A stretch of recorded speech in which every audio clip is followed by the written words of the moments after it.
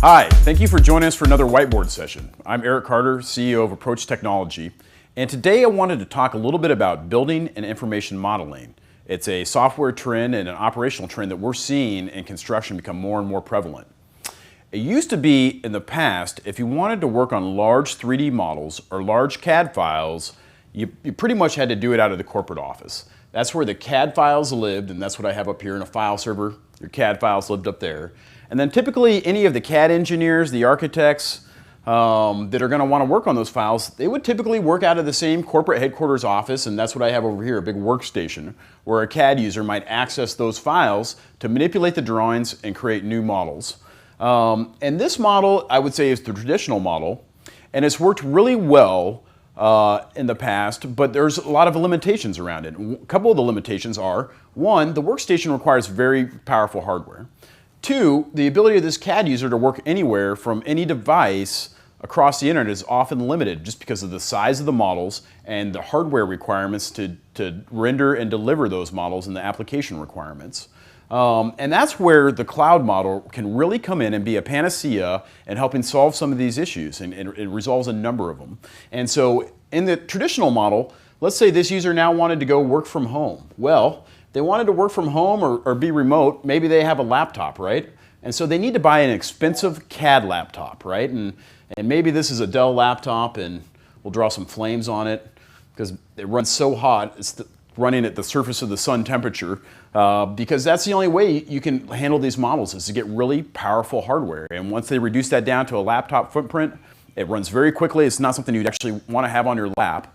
And the idea is now this user over here is trying to pull the CAD files across the internet. And these files are very large, right? And so it can tie up the pipe at the corporate office, it can tie up the pipe at the remote office, and the performance is still not going to be great. And so what we've done is we've done it a different way. We use Citrix technology, and we try and move all of these processes, all of the applications, all of the data up to the data center. And so what we would do in our model is we're going to move both the CAD files and the workstations, so user 1, user 2, user 3, however many CAD stations, and we move them all up to the data center.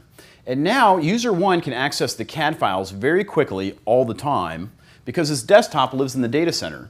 And instead of dragging the models all across the internet or being restricted to only working at the corporate headquarters, now users can work from anywhere on any device because all they're doing is connecting into one of these desktops and then accessing the CAD files from there. And so when they do that, all I need to do is update the pixels on the screen. I no longer need to drag my files all over the internet. And so that's the reason we do it this way. A lot of advantages, gives you centralized access to your data, everything's backed up and protected. You're not trying to work off a laptop here. You can now work off any device. You can work off an iPad in the field. You can work off grandma's computer because all of the processing happens up in the data center. All the heavy lifting occurs here. Now suddenly any device is enabled to run any of your CAD programs, your Navisworks, anything you need to render those images. And so let me just kind of show you what it looks like. I'm working off a InFocus Mondo pad.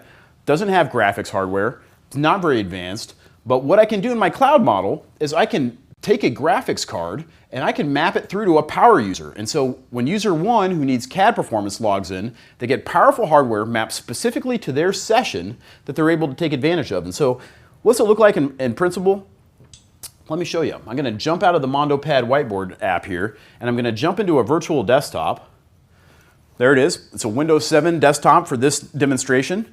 And what I'm going to do is I'm going to open up the Navisworks Freedom app. And so if you're familiar in construction, architecture, engineering, you've probably run across Navisworks Freedom because this is how buildings are being constructed today, right? We're building them in 3D models so we can see where the conflicts are, where the pipes go, where the ducts are, and try and resolve all of these issues in pre-construction before it gets to the very expensive stage where we've poured concrete and these things are locked in. And so you can see I've just opened up a relatively large model, and I'm just going to go ahead and drive through it. And so even though this model is living in the data center, even though it doesn't live on this local device, I'm able to get in and access it. And all I'm doing is updating the pixels on my screen. And so you can see how quickly I can scroll around and smoothly I can scroll around.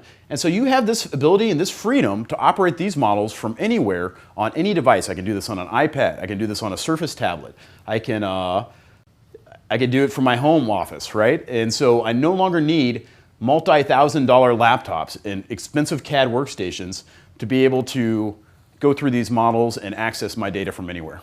And so that's a good, realistic example of how you can access advanced 3D modeling out of a cloud without having expensive hardware and doing IT as a service. So thank you very much for joining me. I'm Eric Carter, CEO of Approach Technology, and I hope you enjoyed our short whiteboard session on why you do CAD from the cloud. Have a great day.